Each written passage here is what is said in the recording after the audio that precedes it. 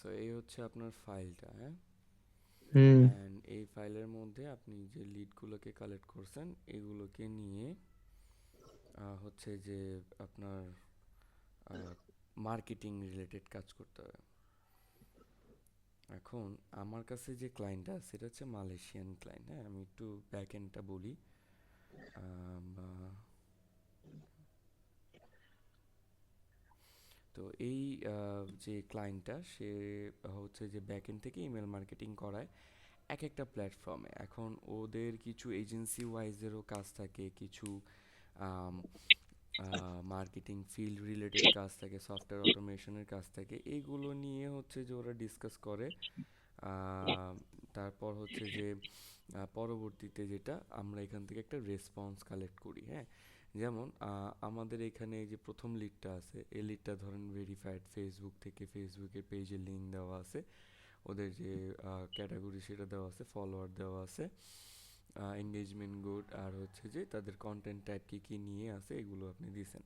আর এখানে needs photo and videos means আপনি হয়তো বুঝেছেন যে তাদের এই জিনিসগুলো প্রয়োজন, তাই না? হ্যাঁ স্যার। আচ্ছা, এখন এই জিনিসগুলো প্রয়োজন। ক্লায়েন্ট কিন্তু প্রথমে আপনার লিডগুলো যেহেতু আমরা ভেরিফাইড করে দিব, সে কিন্তু এসেই চলে যাবে হচ্ছে যে নোটসে, যে নোটসে আপনি কি কি দিছেন, যে তাদের কি কি লাগবে।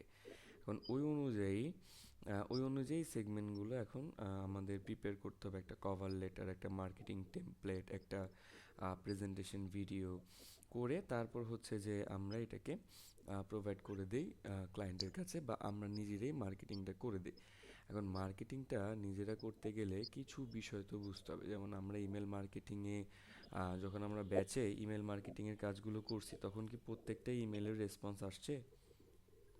না স্যার। আসে নাই। তার সেটাইছি। হ্যাঁ, তো হুম। সে হয়তো সিন করছে বা ইমেলটা ওপেন করছে, এগুলো রেসপন্স দেখার জন্যই তো আমাদের ইয়াট আনাদার মেইল মার্চটা, তাই না?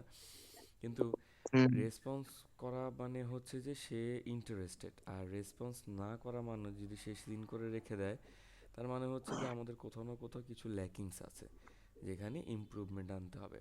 এখন একটা ইমেইলের বডি যদি আমি দেখাই,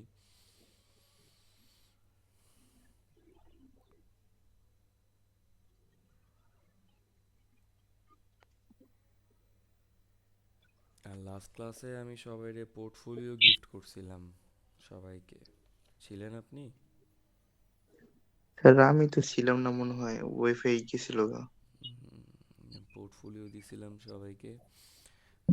যে যার যার মতো সুন্দর করে পোর্টফোলিও বানায় নেন, কারণ পোর্টফোলিওর জন্যই আমাদের অনেক প্রজেক্ট আমরা হাতছাড়া করি, হ্যাঁ। যেমন এই ব্যাচেরই কয়েকজন আছে যাদের পোর্টফোলিও নাই, কিন্তু আমার প্রজেক্টে কাজ করতেছে। ওদের এই পোর্টফোলিওগুলো আলাদা একটা এজেন্সি থেকে তারা ক্রিয়েট করে তারপর ওই পোর্টফোলিও সাবমিট করে প্রজেক্টটা নিছে। এখন এই পোর্টফোলিওটা যদি আপনাদের না থাকে, তাহলে কিন্তু আপনি যাই কাজ করেন না কেন, ওটা কিন্তু আসতেছে না, বা ফিডব্যাকে আসতেছে না। আচ্ছা, এখন দেখেন যে একটা ইমেল যখন আমার কাছে আসে বা নোটিফিকেশন হিসেবে আসে, তখন কিন্তু এই যে সাবজেক্ট যেটা গেমিনি 3 ইজ হেয়ার, হ্যাঁ, তারপর এই যে একটা লাইন শো করে, একটা লাইন জাস্ট শো করতেছে। সো এই যে বিষয়টা যে নোটিফিকেশনের মধ্যে আমাদের কতটুকু ভিজুয়ালে দেখা যায়, এক হচ্ছে যে কোম্পানির নামটা, হুম, দেন হচ্ছে যে একটা মানে সাবজেক্ট, অ্যান্ড হচ্ছে কভার লেটারের প্রথম নামে। এটা ওপেন করি, দেখেন এই যে সাবজেক্ট যেটা দেওয়া সেটা এখানে, অ্যান্ড এখানে একটা ইমেল বডি দেওয়া আছে, কভার লেটার। সেই কভার লেটার অনুযায়ী একটা টেমপ্লেট সাজানো, এটা তাদের একটা সাজানো টেমপ্লেট, তারা কপি পেস্ট করে বসিয়ে দিয়ে সুন্দর মতো যাদের সাবস্ক্রাইবার আছে জিমেলে বা গুগল গেমিনি যারা ইউজ করে, তাদেরকে সুন্দর করে এটা ফরওয়ার্ড করে দিছে। এখন আমার কথা হচ্ছে যে আমি এটাকে ওপেন করলাম, বা হচ্ছে যে আমি এখান থেকে ধরেন যে এই যে একটা ইপিক গেমস, এটা এখন আমি কিন্তু ওপেন করিনি, হ্যাঁ। বা হচ্ছে যে ক্যানভা, এরকম এগুলো আমি ওপেন করিনি, নোটিফিকেশন আসছে বাট আমার কাছে ইম্পর্টেন্ট মনে হয় না। এখন ওদের এই অ্যাট্রাক্ট করার প্রত্যেকটা সাবজেক্ট আপনি আপনার জিমেলে যেও দেখতে পারেন, বা আপনার কাছে যেগুলো জিমেল আছে ওগুলোর ইনবক্সে যে দেখতে পারেন, যে আপনাকে পিচ করার জন্য যারা মেল করতেছে তারা সাবজেক্টে কি বসাচ্ছে। যেমন let's get started with another mail merge এরকম একটা, তারপরে যে ইওর ইমেল ইজ কারটা ফিডব্যাক আসতেছে। আহ, কাজটি থাকবে এখানে, মাছ ছাড়া চলাই যাবে না। আর এই যারা কাজ করবে তারা ও কি আরেকটা ক্লাসে নাকি? মিরাজ, মিরাজ,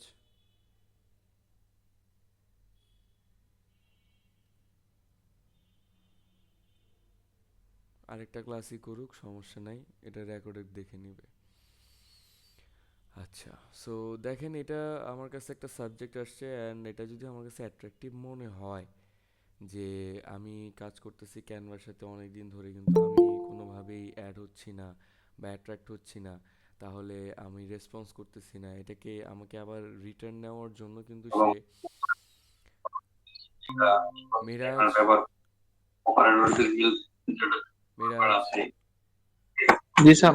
আপনি কি আরেকটা ক্লাসে হয়তো মিউট করেন, না হলে মানে আরেকটা ক্লাসে সময় দেন, এটা রেকর্ডেড ভিডিও দেখে নিন।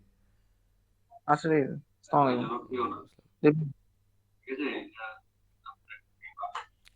তো এখানে যে ইমেলের বিষয়টা আছে, যে আমি যদি এটাকে অ্যাট্রাকটিভ মনে করে ওপেন করি, তাহলে কিন্তু তার ব্যাকএন্ড থেকে একটা রেসপন্স গেছে যে না, আমি এটা ওপেন করছি, কিন্তু কোনো রেসপন্স কিন্তু আমি এখনও করিনি। হ্যাঁ, আমি শুধু দেখে রেখে দিছি, বা দেখে হয়তো আমার যে কিউরিসিটি যেটা আছে সেটা আমি ক্লিয়ার করে হয়তো আমি আবার ব্যাকে চলে আসছি। বাট এই রেসপন্সটা কিন্তু তাদের কাছে যাবে, যে আমি তাকে তার ইমেলটাকে ওপেন করে আবার রেখে দিছি। সো এটার জন্য সে কি করবে, সে হচ্ছে আহ, আমাকে আবার রিপিটেড একটা মেল পাঠাইতে পারে, যেখানে আমাকে হয়তো বলবে যে আপনার এই প্রিভিয়াস যে ইমেলটা ছিল সেটাতে আপনি হয়তো অ্যাট্রাক্ট হন নাই, তাহলে এবার আমরা হয়তো এই যে কিছু ফ্রি বা কিছু গেমিনির সাথে যে অ্যাফিলিয়েট, কিছু মার্কেটিং রিলেটেড টাস্ক, এগুলো মানে যে যতটুকু অ্যানালাইজ করবে বা যে যতটুকু ঘাটবে, সেই অনুযায়ী তাকে অফারগুলো আসবে। একটা মজার বিষয় হয়তো আপনারা জানেন না, আমরা যে এই যে গুগলে এই যে সার্চ বারে আমরা এখানে এসে অনেক কিছুই সার্চ করি, অনেক কিছুই, লাইক আমাদের পার্সোনাল রিলেটেড হতে পারে, বা আমাদের কাজ রিলেটেড, বা হচ্ছে যে যে কোনো রিসোর্স রিলেটেড। কিন্তু আপনারা হয়তো এটা থেকে অ্যাওয়ার, বা আপনারা এটা জানেন না যে আপনাদের এই সার্চের ওপর ডিপেন্ড করেই, এই সার্চের ওপর ডিপেন্ড করেই অনেক কিছু অ্যালগরিদম ক্রিয়েট হয়। যেমন আপনারা কেউ দেখেছেন যে গুগল থেকে অফার লেটার পাইছে, বা মাইক্রোসফট থেকে অফার লেটার পাইছে জবের জন্য? দেখেছেন এরকম কাউকে ফেসবুকে বা ইনস্টাগ্রামে? দেখা হয়েছে এমনি। দেখা হয়েছে, তাই না? স্যার। আচ্ছা, আয়েশা ইয়াসমিন, আপনি দেখেছেন ম্যাম কোথাও? জি না স্যার। কোথাও দেখেননি? আচ্ছা, তো এই যে আরেকজন হয়তো দেখেছে, তো আমরা একজন ধরে নিলাম যে দেখছে, আরেকজন দেখেনি, তো এই টোটাল বিষয়টাকে একটু আমি ভেঙে বলি। যে আমরা যখন দেখি যে একটা মানুষকে গুগল অফার লেটার দিছে, যে আপনি আমাদের এই গুগলে হেড অফিসে আপনি কোন একটা সেক্টর নিয়ে, স্পেসিফিক কোন একটা সেক্টর নিয়ে কাজ করতে পারেন, আপনার যে স্কিলসগুলো আছে সেগুলো আমি বা আমাদের কোম্পানি বা ম্যানেজমেন্ট টিম ভালোভাবে অ্যানালাইজ করে দেখেছে, আমরা আপনাকে হায়ার করতে চাচ্ছি। এখন এই যে হায়ার করতে চাওয়াটা, গুগল নিজে থেকে একটা অফার দেওয়া, আর আপনি নিজে নিজে তাদের বারবার মেল করা, তাদেরকে বারবার হচ্ছে যে মানে অফার লেটার পাঠানো, ওইটার থেকে বেটার কিন্তু সে যদি আপনাকে নিজে অফারটা দেয়, যে আমি আপনার যে ভিসার খরচ বা যে টিকিটের খরচ সেগুলো আমি অ্যালাওয়েন্স দিচ্ছি, আপনি শুধু এখানে এসে জয়েন করবেন এবং আমাদের এই সেক্টর নিয়ে কাজ করবেন। এরকম কিন্তু অনেক হয়, অনেক হয়, আবার অনেকগুলো আপনাদেরকে বলবেও না, কারণ আমি যদি একটা কাজ পাই, সেটা কিন্তু আমি মানে সেটা যদি হাই রেটেড কাজ হয়, সেটা কিন্তু আমি কাউকে শেয়ার করব না, কারণ শেয়ার করলে কম্পিটিটর বাড়বে। হ্যাঁ, সো এই জন্য অনেকে কি করে, এগুলোকে হাইড রাখে। বাট একটা বিষয়, যে যেহেতু আমি অ্যাজ এ টিচার বা মেন্টর, আপনারা হচ্ছে স্টুডেন্ট, আপনাদের কাজের তাগিদ বেশি, আমার কম। সো আপনারা কি করবেন, আপনারা এই মেথডটা একটু অ্যানালাইজ করেন, যে আমাদেরকে যারা গুগল বা মেটা বা এআই বা এই ধরনের বড় বড় কোম্পানি থেকে যখন অফার আসে, সেই অফারগুলো ম্যাক্সিমাম রিলেট করে আমাদের এই সার্চ ইঞ্জিন, আমাদের এই যে সার্চ বার যেটা আছে এখানে। এখানে আমি যত ক্রিটিক্যাল কোশ্চেন বা রিসার্চ আমি করব, সেই ডেটাগুলো তাদের ওই সার্ভারে পিচ করে বা একটা হিট করে, যে এই পার্সনটা এইরকম অ্যাডভান্স বা এরকম ইউনিক কিছু কিওয়ার্ড নিয়ে কাজ করতেছে বা রিসার্চ করতেছে। তখন তারা আপনার প্রোফাইলটাকে মনিটর করবে। এই যে আমাদের প্রত্যেকের যে জিমেল আছে না, আমরা তো জিমেল জানি, বাট প্রত্যেকের গুগল বিজনেস অ্যাকাউন্ট আছে একটা এই জিমেলের উপর ডিপেন্ড করে, আম, যেটা আমরা হচ্ছে মানে শো করি না, বা হচ্ছে যেটা আমরা ভুলি না। তো এই প্রত্যেকের যে বিজনেস জিমেল অ্যাকাউন্টটা আছে, এই অ্যাকাউন্টটা পরিপ্রেক্ষিতে তারা হচ্ছে অফার লেটারটা সাবমিট করে, যে আপনার এই রিসার্চের উপর আমি দেখছি যে আপনি হাই ডিমান্ড কিছু কিওয়ার্ডস নিয়ে সার্চ করতেছেন, বা হাই ডিমান্ড কিছু কিওয়ার্ড নিয়ে আপনি রিসার্চ করতেছেন। সো আপনাকে আমরা আমাদের টিমে ইনভাইট জানাচ্ছি। আপনি চাইলে আপনার যত ভিসা অ্যালাওয়েন্স বা যা যা প্রসিডিউর, আমরা আহ, সকল কিছু ফিল আপ করে আপনাকে আমাদের অফিসে ইনক্লুড করতে চাচ্ছি। সো আপনি আপনার প্রসিডিউরগুলো আমাদেরকে একটু কাইন্ডলি জানাবেন। এখন ওইখানে একটা বিষয় থাকে যে আমি একা যেতে চাইলে একা, বা ফ্যামিলির সাথে যেতে চাইলে ফ্যামিলি, বা প্রসিডিউর, বা আমাকে স্পন্সর করতে পারবে কিনা আমার যদি বাজেট কম থাকে, আম, সেই বিষয়গুলো নিয়ে। তো এখানে যে আমার যে টার্গেটটা সেটা হচ্ছে যে আপনারা যত পারবেন কিওয়ার্ডগুলোকে এখানে এসে রিসার্চ করবেন, বা এআইতে বা এআই মডেলগুলো, যেমন চ্যাট জিপিটিতে যদি আপনি হাই রেটেড কিছু টাস্কগুলো নিয়ে রিসার্চ করেন, তাহলে কিন্তু তাদের ডেটা সার্ভারে কিন্তু হাইলাইট হচ্ছে আপনার প্রোফাইল, এবং সেখান থেকে আপনাকে একটা জব অফার আসতে পারে। এইগুলো হচ্ছে একেবারে ইন্টারন্যাশনাল প্লেসে যে অ্যাকাউন্টগুলো আছে, গুগল বা মেটা, ওই সেক্টরগুলোতে যদি কাজ করার ইচ্ছা কারোর থাকে, সেক্ষেত্রে সব থেকে ইজিয়েস্ট ওয়ে হচ্ছে এইটা।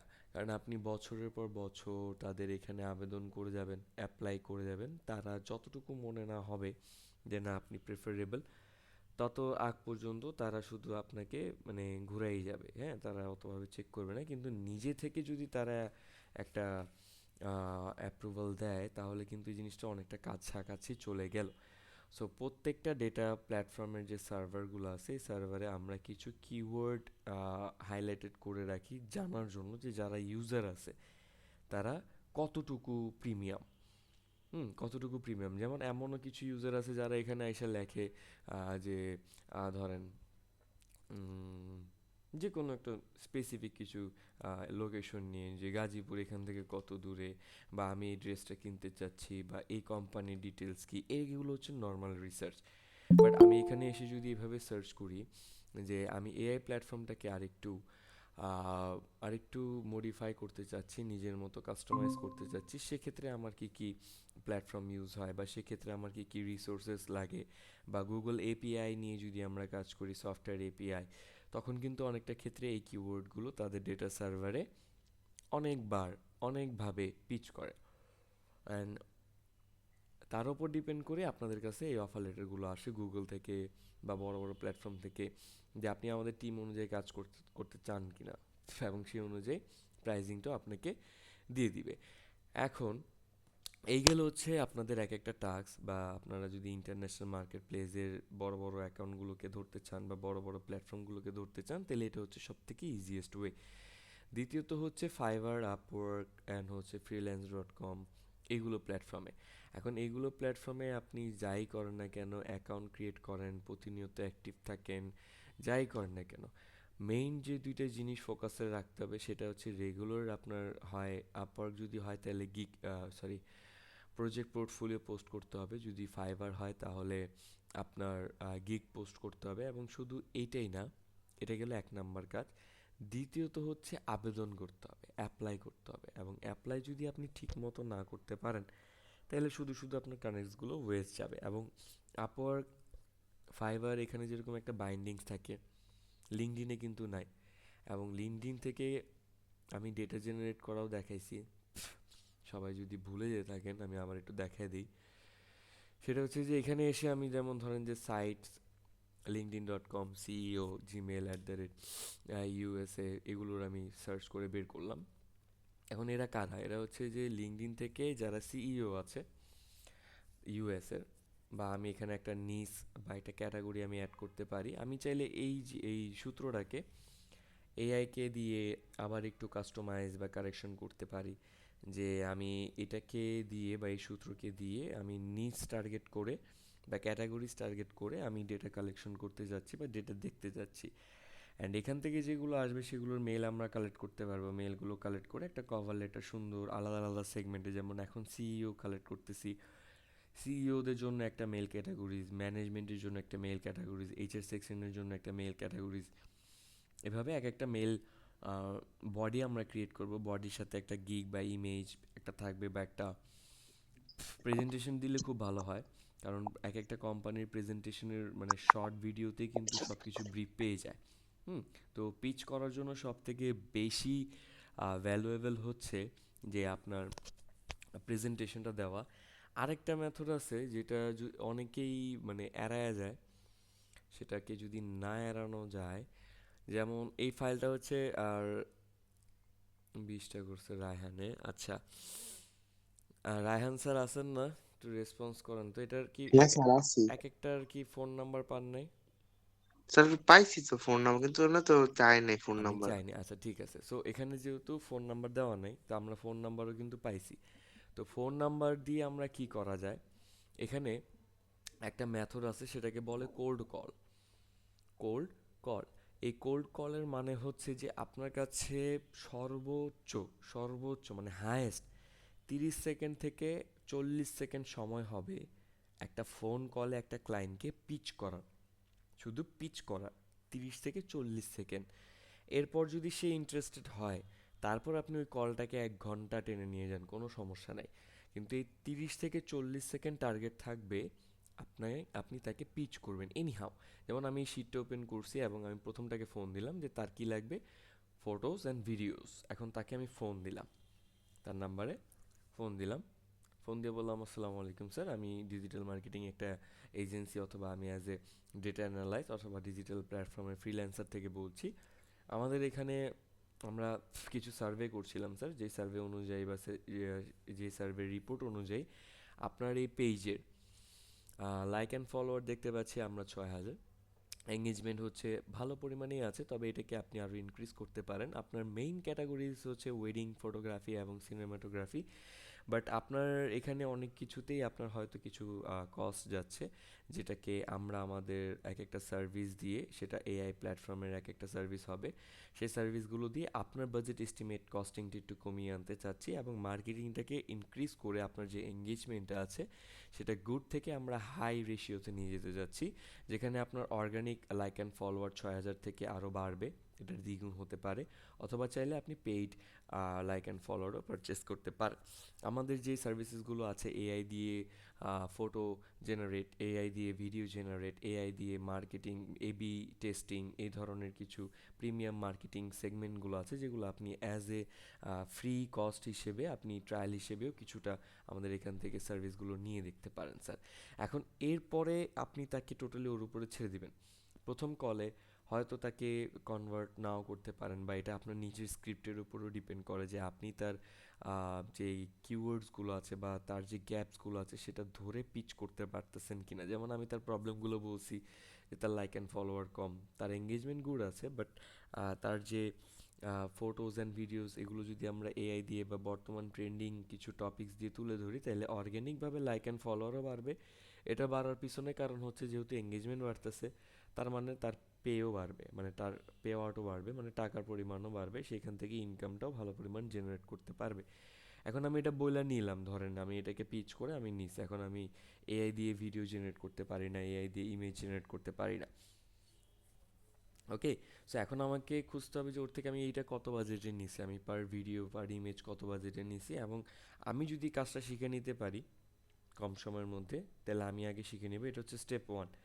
স্টেপ 2 হচ্ছে, যদি আমি শিখে নিতে না পারি, তাহলে আমি অ্যাজ সুন অ্যাজ পসিবল এটার রিসোর্সেস কোথায় কোথায় আছে, যে আমি কোথাও রিসোর্সেস কাজে লাগিয়ে করতে পারি কি না এই জিনিসগুলো।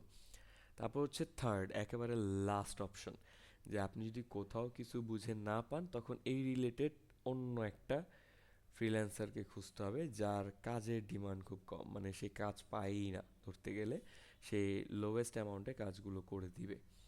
বুঝা গেল কোল্ড কলের বিষয়টা? রেসপন্স করেন দুইজনে। হ্যাঁ স্যার বুঝছি। ওকে, আয়েশা ম্যাম, হ্যাঁ জি স্যার বলেন। বুঝতে পারছেন আপনি? হ্যাঁ জি জি বুঝতে ওকে। পারছি। তো এই গেলে হচ্ছে দুইটা সেগমেন্ট। এই কোল্ড কল অনেকগুলো কোর্সেও বলে না, কারণ কোল্ড কলের মানেটা হচ্ছে যে যেমন ধরেন আপনাকে আমি ডিরেক্টলি ফোন দিছি, আপনি তো আমাকে চিনেন না, আপনি ফোনটা ধরছেন। এখন মানে হুট করে আপনি ব্যস্ত আছেন কি নাই, এই জন্য আমার কাছে সময় হচ্ছে 30 থেকে 40 সেকেন্ড। এই 30 থেকে 40 সেকেন্ড দরকার হলে আপনি একটা স্ক্রিপ্ট লিখে রাখেন, এই স্ক্রিপ্ট অনুযায়ী পিচ করবেন। এখন আমার টার্গেট হচ্ছে পিচ করে এনি হাউ তাকে কনভার্ট করে নিয়ে আসা আমার কাজের জন্য, বা আমার এই কাজের পরিপ্রেক্ষিতে পিচ করা। তারপর আমি একে কার দ্বারা করাবো, কোত্থেকে করাবো, ওটা আমার বিষয়। ওকে। সো এরপরে যেটা চলে যাচ্ছে যে আমাদের এই সব কিছুই বুঝলাম, কোল্ড কল বা হচ্ছে যে এই যে সার্চ করে ইমেলগুলোকে কালেক্ট করে ইমেল দ্বারা মার্কেটিং। এখন আপনি ধরেন সপ্তাহে 50,000 ইমেল সেন্ড করলেন, 50,000 ইমেলের মধ্যে যে একটা ইমেলের রেসপন্স আসবে না এমনটা কিন্তু না। আর যদি একেবারেই না আসে তাহলে এখানে আমাদেরকে কিছু বিষয় বুঝতে হবে, যেটা আমি প্রথমেই আমি শুরু করছি যে ক্লাসটা, যে আমাদের এই ইমেলের এক হচ্ছে কভার লেটার, তারপর হচ্ছে কভার যে ইমেজ বডি, তারপর হচ্ছে যে আপনার যে সাবজেক্ট, এগুলো অ্যাট্রাক্ট করতে হবে। যেমন আপনাকে যদি আমি এখন একটা ইমেল পাঠাই, ইমেলে ধরেন আমার একটা ছবি দেওয়া আছে, যেমন ধরেন আমি একটা ছবি দেখাই, নেভার মাইন্ড, যে কোনো টাইপের ছবি হইতে পারে, ধরেন আমি একটা এই ইমেজটা আপনাকে পাঠাবো ইমেইলে মার্কেটিং করার জন্য। এখন আমি যতটুকু জানি আপনি আমার এই ইমেজ দেখলেই ওপেন করবেন না সাথে সাথে, কিন্তু আমি এই সাবজেক্টে লিখলাম, এই ইমেজটাকে আমি এখানে কম্পোজে যে এই ইমেজটাকে আমি অ্যাড করলাম, অ্যাড করার পর আমি এখানে সাবজেক্টে লিখলাম যে ওয়ার্নিং।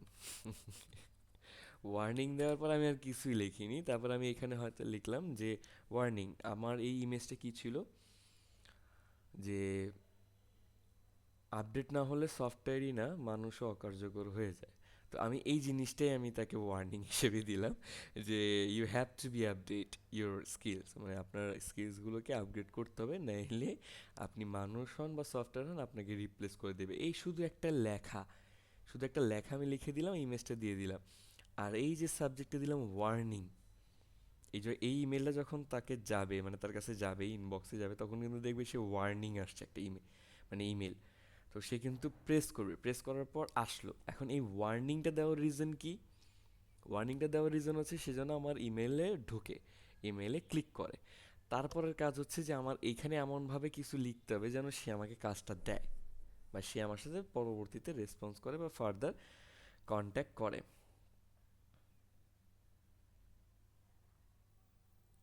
তো এখানে আমাদের যে মেথডগুলো, কেউ কিন্তু এভাবে ট্রাই করবেন না যে ওয়ার্নিং বা ইওর অ্যাকাউন্ট ইজ হ্যাকড বা এরকম করে আমরা অনেক সময় ইমেল মার্কেটিং করি, এটা স্ক্যাম হয়। বাট এভাবে ট্রাই করবেন না।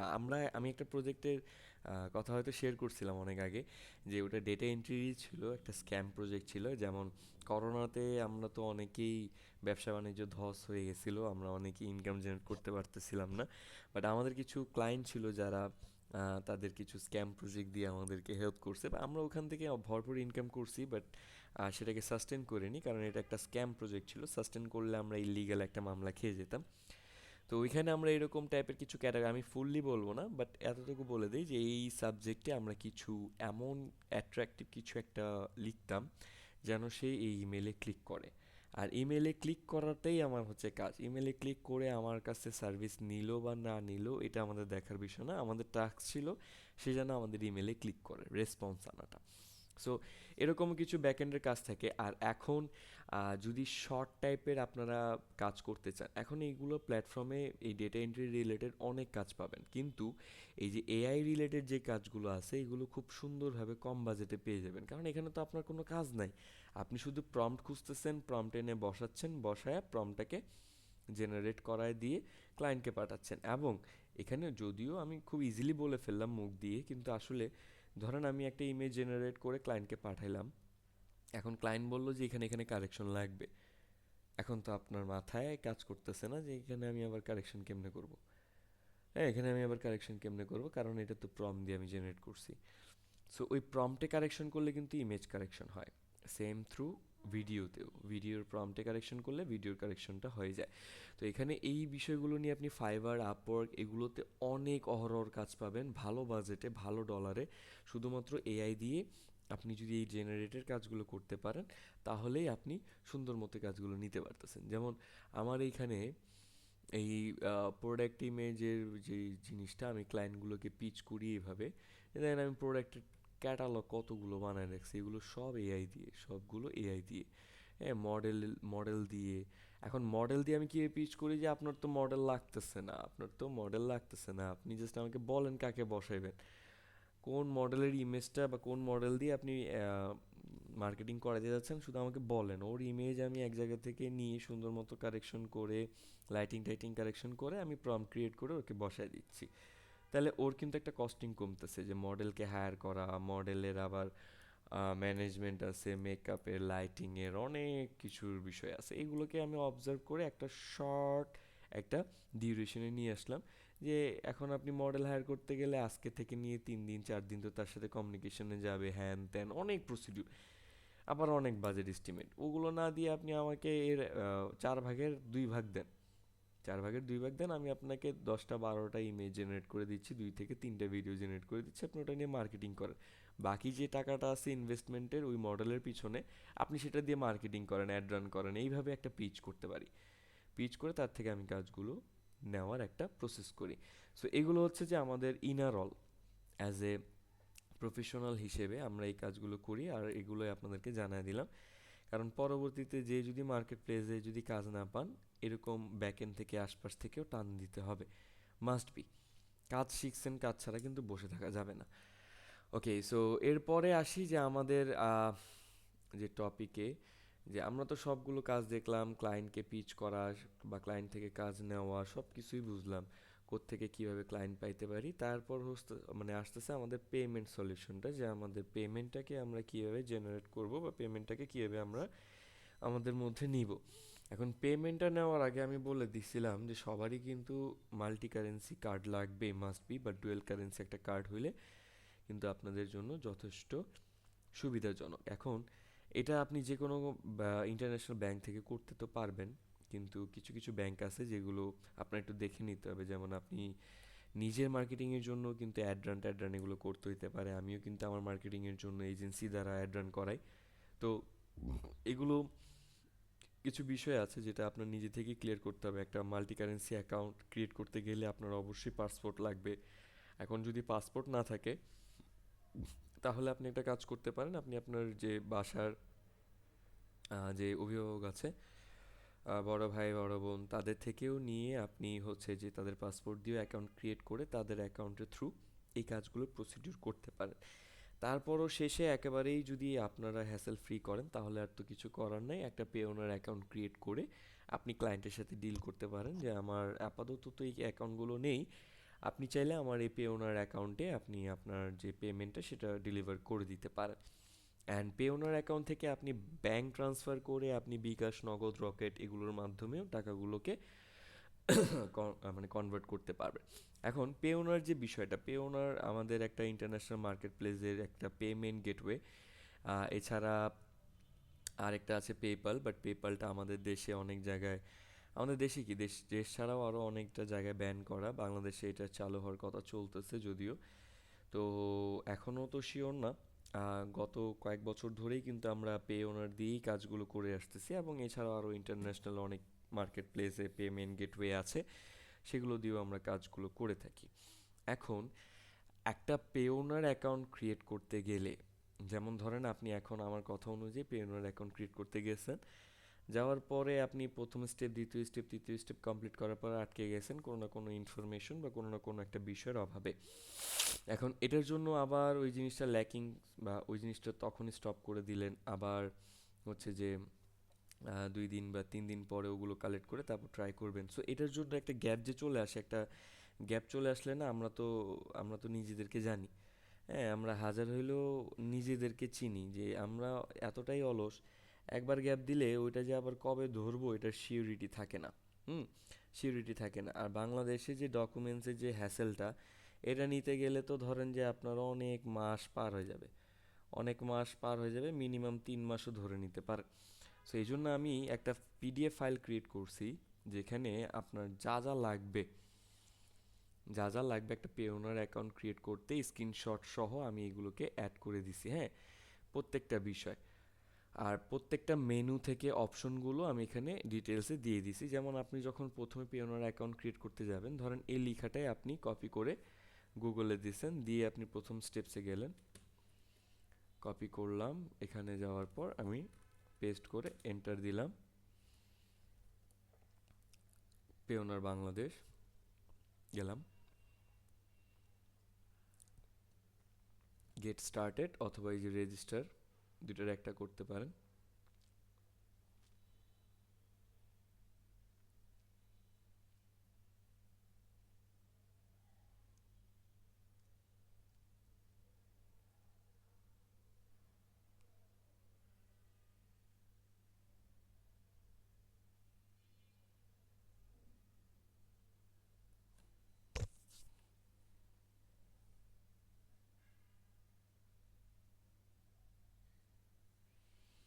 এত তো লোড নেওয়ার কথা না। তো এই গেট স্টার্টেড অথবা রেজিস্টারে ক্লিক করলে আপনার কাছে নতুন অ্যাকাউন্ট রেজিস্টার বা নতুন অ্যাকাউন্ট ওপেন করার জন্য কিছু ডিটেলস চাবে, অ্যান্ড সেগুলো আপনি যখন প্রোভাইড করবেন দেখবেন যে এক একটা স্টেপস এই যে এই রিলেটেড। প্রথম পেজে চাবে আপনার ফার্স্ট নেম থেকে নিয়ে ডেট অফ বার্থ পর্যন্ত অথবা কান্ট্রি এ পর্যন্ত, এরপরে street number.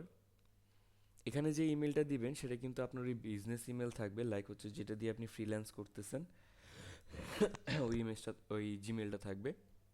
And date of birth, country, street number, more address details এটা অপশনাল, যদি আপনার প্রয়োজন হয় দেওয়ার, যদি দিলেন। জিপ কোড এটা মাস্ট বি দিতে হবে, যেগুলো ইয়েলো দেওয়া আছে সেগুলো কিন্তু মাস্ট বি ফিল আপ করতে হবে, না হলে কিন্তু আপনার অ্যাকাউন্টটা বারবার ভেরিফিকেশনে যাবে। তারপর হচ্ছে মোবাইল নাম্বার দেওয়ার পর আপনার একটা ইউজার নেম দিতে হবে, যেটা আপনার এই পেওনার অ্যাকাউন্টের ইউজার নেম থাকবে, এবং ওটাতে একটা পাসওয়ার্ড দিতে হবে। পাসওয়ার্ড দেওয়ার পরে এখানে কিছু কিছু বলতে 2 থেকে 3টা সিকিউরিটি কোশ্চেন, যেন আপনার অ্যাকাউন্ট রিকভারি করার জন্য সিকিউরিটি কোশ্চেন 2 থেকে 3টা সাবমিট করতে হবে। কিন্তু এটা যখন আমাদের অ্যাকাউন্ট ক্রিয়েট হয়ে যাবে তখন মেইন সেটিংসে যে বাকি যে সিকিউরিটি কোশ্চেন সেটা যতগুলোই চাক না কেন সেগুলো কিন্তু ফুলফিল করতে হবে। এই যে দেখেন first name, last name, register country, হ্যাঁ, তারপর নেক্সট দেওয়ার পর এগুলো তো আপনার কোনো দরকার নেই, কারণ আপনি তো কোনো বিজনেস রান করতেছেন না। সো ওইভাবে আপনি নেক্সটে দেওয়ার পরে আপনার আসবে যে পরবর্তীতে এই সেগমেন্টটা, এই যে postal code, mobile number, user name, enter password এগুলো আসবে। তারপর পার্সোনাল অ্যাকাউন্ট নাকি এটা বিজনেস অ্যাকাউন্ট ক্রিয়েট করতেছেন সেটা বলবেন। যেহেতু এটা পার্সোনাল অ্যাকাউন্ট মানে আপনি নিজে কাজ করতেছেন, কোনো আপনার টিম নাই বা কোনো কোম্পানির আন্ডারে না, সেক্ষেত্রে আপনি পার্সোনাল দিয়ে স্টার্ট করবেন। তারপর হচ্ছে যে আপনার কারেন্সি সিলেক্ট করবেন আপনার বিডিটি, আর ব্যাংক সিলেক্ট করবেন। এখানে আপনার পেওনারে 2টা ব্যাংক সিলেক্ট করা যায়, সেটা আপনি বাংলাদেশের যে কোনো 2টা ব্যাংক আপনি পাবেন সেটা সিলেক্ট করে দিবেন, ব্রাঞ্চের নেম দিবেন, অ্যাকাউন্ট হোল্ডারের নেম দিবেন, অ্যাকাউন্ট নাম্বারটা দিবেন। তারপর একটা টিক চিহ্ন আমরা সবাই দেখি, যেমন আমি এই যে এখানে যাওয়ার পরও কিছু টিক চিহ্ন দেওয়া হয়েছে যে অ্যাগ্রি টার্মস অ্যান্ড কন্ডিশন, এই যে এরকম কিছু টিক চিহ্ন থাকবে, এগুলো আপনি দিয়ে দিবেন। এই যে terms and condition, agree terms and condition, এগুলো টিক চিহ্ন দিয়ে দেওয়ার পর উপরে যে মেইলটা দিয়েছেন ওই মেইলে একটা মেইল যাবে, ভেরিফিকেশন মেইল। ওই মেইলটাতে আপনাকে লেখা থাকবে যে সাইন ইন ইউর অ্যাকাউন্ট। তো ওটা দিয়ে সাইন ইন করার পর আপনার একটা মোবাইল নাম্বার চাবে, যে মোবাইল নাম্বারটা উপরে দিয়েছেন সেই মোবাইল নাম্বারটাই দিবেন। ওই মোবাইল নাম্বারে একটা ভেরিফিকেশন কোড যাবে, ওই কোডটা যখন আপনি সাবমিট করবেন আপনার স্ক্রিনে একটা কোড দেখাবে, সেটা হচ্ছে 2 স্টেপ ভেরিফিকেশন কোড। এই কোডটা save it for on risk yellow mark করে দেওয়া আছে, যে নিজের সিদ্ধান্তে বা নিজের আয়তে এই কোডটা রেখে দিবেন, যেন কেউ টের না পায় এই কোডটা কি, বা এটা আপনার পরবর্তীতে অ্যাকাউন্ট রিকভারির জন্য প্রয়োজন হবে। তারপর হচ্ছে যে আপগ্রেড ইউর সিকিউরিটি সেটিংস। এই যে এখন আপনি সেটিংসে যেমন আমি এখানে ইমেজটাতে দেখেন, এই যেখানে হোম আছে, gate paid, pay, withdraw option, account activity, তারপর ব্যাঙ্ক অ্যান্ড ক্রেডিটস, তারপর হচ্ছে বিজনেস নেটওয়ার্ক। সো এখানে একটা সেটিংসের অপশন পাবেন কর্নারে। ওই সেটিংসে যাওয়ার পর আপনার যত সিকিউরিটি সেটিংস আছে, সিকিউরিটি কোশ্চেন্সগুলো আছে, সেগুলো কিন্তু ফিল আপ করতে হবে, মাস্ট বি। ফিল আপ করে দেওয়ার পর আপনাকে এইটার এক একটা সেগমেন্ট তো আপনি দেখবেনই, এক একটা মেনুতে ক্লিক করে করে দেখবেন যে হোমে কি আছে, গেট পেডে কি আছে। আর এখানে প্রত্যেকটা অপশনের স্ক্রিনশট অনুযায়ী দেওয়া আছে যে পে অপশনে কি আছে। পে অপশনে আপনি কাউকে পে করতে চাইলে বা কাউকে বা কোনো বিল পে করতে চাইলে সেগুলো, অ্যাকাউন্ট অ্যাক্টিভিটিসের মধ্যে ট্রানজেকশন আছে, পেমেন্ট ট্রানজেকশন রিপোর্ট আছে, মান্থলি স্টেটমেন্ট আছে, এগুলো ব্যাংক অ্যান্ড কার্ডের মধ্যে কি কি কার্ড আপনি অ্যাড করে রেখেছেন, এগুলো আছে। আর প্রোফাইল সেটিংসে যাওয়ার পর আপনার যখন ওই যে সিকিউরিটি সেটিংসগুলো ক্লিয়ার করবেন, এই যে সিকিউরিটি সেটিংস, এগুলো ক্লিয়ার করার পরই এই পাশে একটা অপশন পাবেন ভেরিফিকেশন সেন্টার। এই ভেরিফিকেশন সেন্টারে যেয়ে আপনার অ্যাকাউন্টটাকে সাথে সাথে ভেরিফিকেশন করতে হবে, না হলে ঝামেলা হবে পরবর্তীতে। কীভাবে ভেরিফিকেশন করবেন? যখন ভেরিফিকেশনে ক্লিক করবেন, আপনার গভর্নমেন্ট এনআইডি কার্ডের এপাশ ওপাশের জাস্ট খালি ছবি আপলোড করবেন। আপনি এখানে সিলেক্ট করতে পারবেন যে গভর্নমেন্ট ইস্যু ফটো বা আইডি অথবা পাসপোর্ট, তারপর যেটা আপনার প্রেফারেবল মনে হয় সেইটার প্রথম পার্টের পিকচার, এই যে প্রথম পার্টের পিকচার এইটাতে, দ্বিতীয় পার্টের পিকচার এটাতে দেওয়ার পরে আপনার এখানে ইনফরমেশন সাবমিটের একটা ভেরিফিকেশনের একটা টিক চিহ্ন আসবে। এর পরবর্তীতে আপনাকে একটা মেইল আসবে, ওইটা হয়তো সাথে সাথে আসতে পারে বা কিছুক্ষণ পরে আসতে পারে, যে your account is verified, now you can use it. মানে আপনার অ্যাকাউন্ট ভেরিফাই হয়ে গেছে, আপনি এটাকে ইউজ করতে পারবেন। তারপর হচ্ছে যে ভেরিফিকেশন ডান। এখন আমাদের ব্যাংক অ্যান্ড কার্ডে আমরা দুইটা কার্ড অ্যাড করতে পারবো, যেটা আমি বললাম যে একটা ডাচ বাংলা অথবা সোনালী ব্যাংক বা ইসলামী ব্যাংক, যেটা আপনার মন চায়। আর তারপর এখানে ডিরেক্ট ব্যাংকের উপর ক্লিক করেও আপনি চাইলে উইথড্র করতে পারেন, অথবা উইথড্র সিস্টেম আছে, এই যে উইথড্র অপশনে গেলে withdraw and transfer, withdraw to bank, আপনি ডিরেক্ট ব্যাংকে ট্রান্সফার করতে পারবেন, যে ইউএসডি ব্যালেন্স করবেন না ইউরো। যেমন এটাতে তো আপনার শুধু ডলার আসবে এমনটা না, ডলারের সাথে আরও অনেক কিছু কারেন্সি আসতে পারে, ইউরো বা জিবিপি বা অন্য কোনো কারেন্সি। আপনি সেখানে সিলেক্ট করে দিয়ে আপনার কোন ব্যাংকে ট্রান্সফার করতে চান, কত অ্যামাউন্ট, সেটা লিখে দিয়ে ট্রান্সফার করে দিলে সেটা আপনার ওই অ্যামাউন্টে চলে আসতেছে। তারপর আপনি আপনার কার্ড অথবা আপনার নেক্সাস পে অ্যাকাউন্ট বা আপনি বিকাশ বা নগদ রকেট দিয়েও ট্রানজিটটা বের করতে পারেন। সো এতটুকু যা যা বললাম, কারোর মধ্যে কোনো প্রবলেম বা কোনো কোশ্চেন আছে?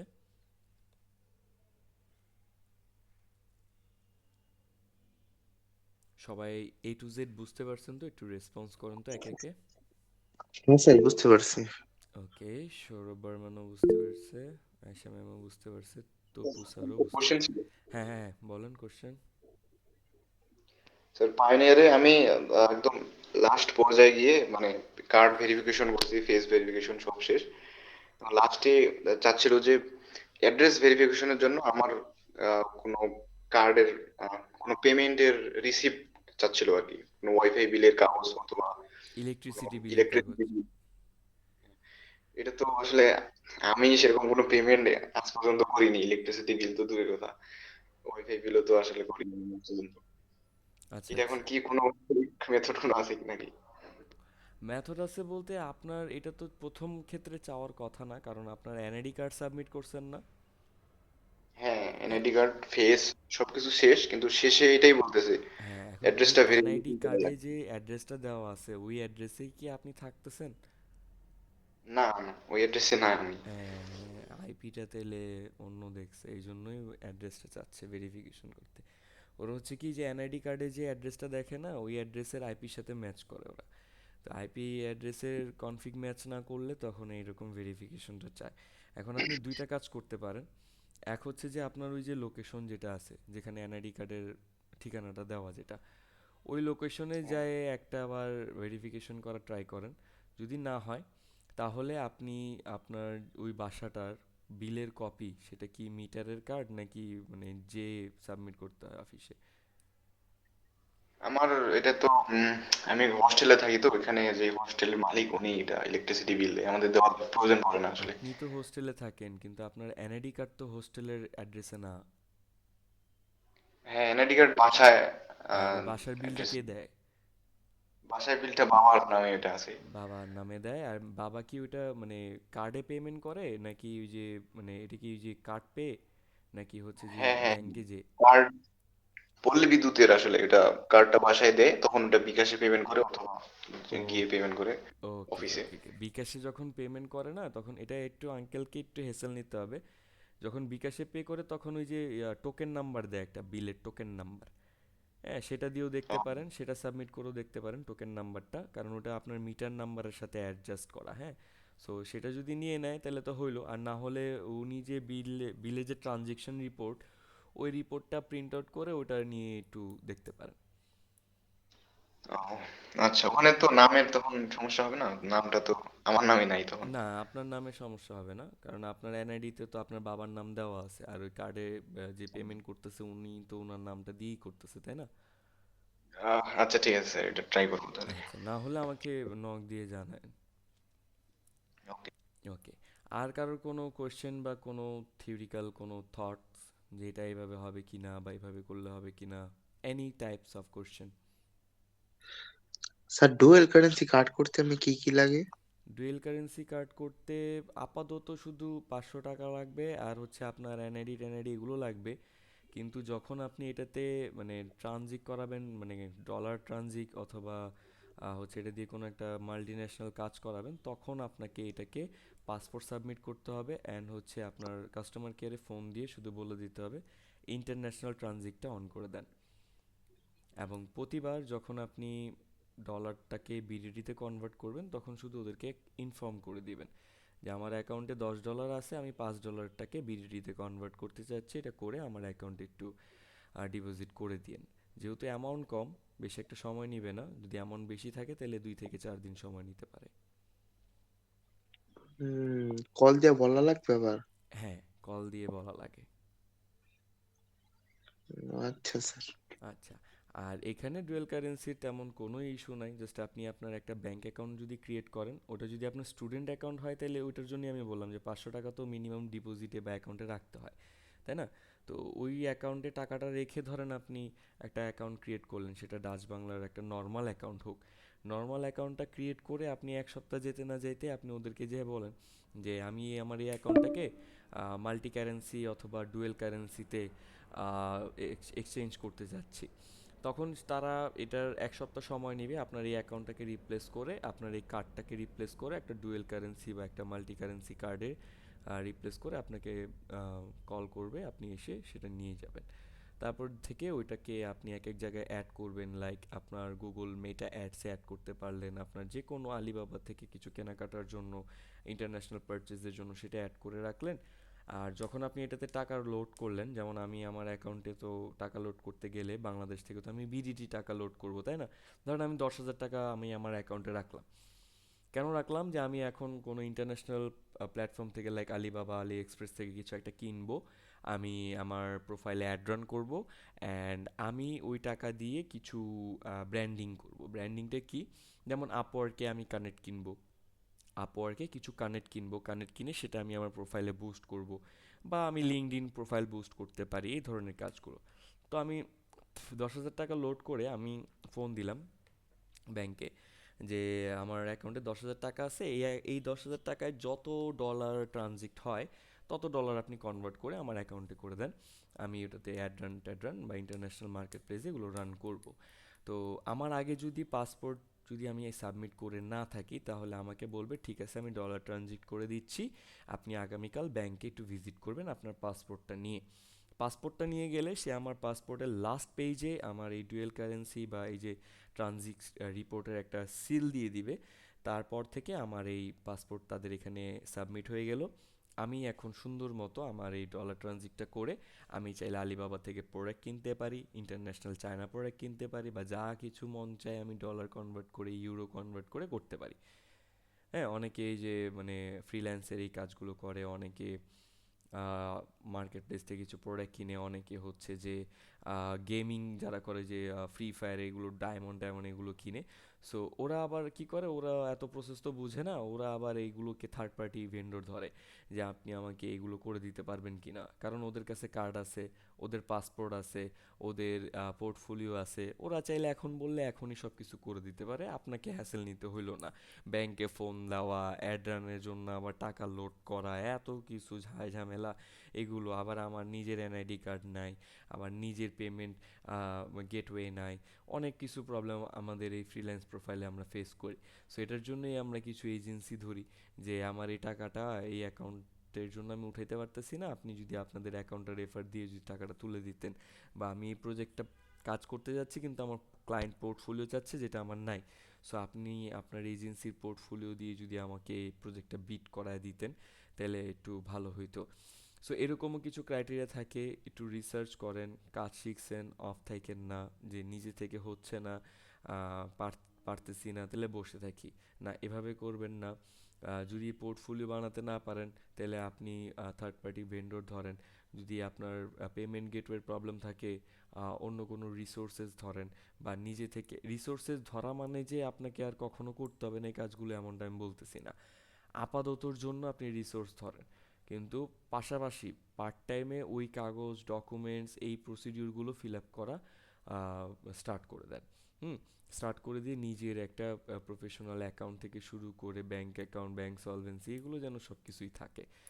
ওকে, সো কারোর আর কোনো রিলেটেড যদি কোশ্চেন থাকে তাহলে করতে পারেন। আজকে আমাদের ব্যাচের লাস্ট ক্লাস, আমাদের শেষ ক্লাস, অ্যান্ড এরপরে শুধু আপনাদের সাথে আমার হোয়াটসঅ্যাপেই কথা হবে, যদিও আপনাদের সবারই একটা ইয়ে থাকে যে হোয়াটসঅ্যাপে মেসেজ সিন করতে লেট হয়। আমি ছিলাম না, ঢাকার বাইরে ছিলাম, আমি আসছি হচ্ছে গতকালকে, যার জন্য ক্লাসটা আজকে নেওয়া, গতকালকে আমি নিতে পারিনি।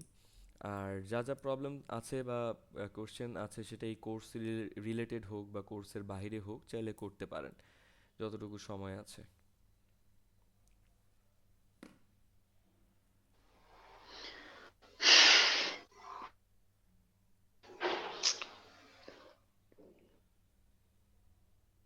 কোশ্চেন করতে যেও থেমে যাচ্ছেন কেন? ফ্র্যাঙ্কলি বলেন। ওকে, তো স্যার আমি স্যার আপনি হোয়াটসঅ্যাপে একদিন বলছিলাম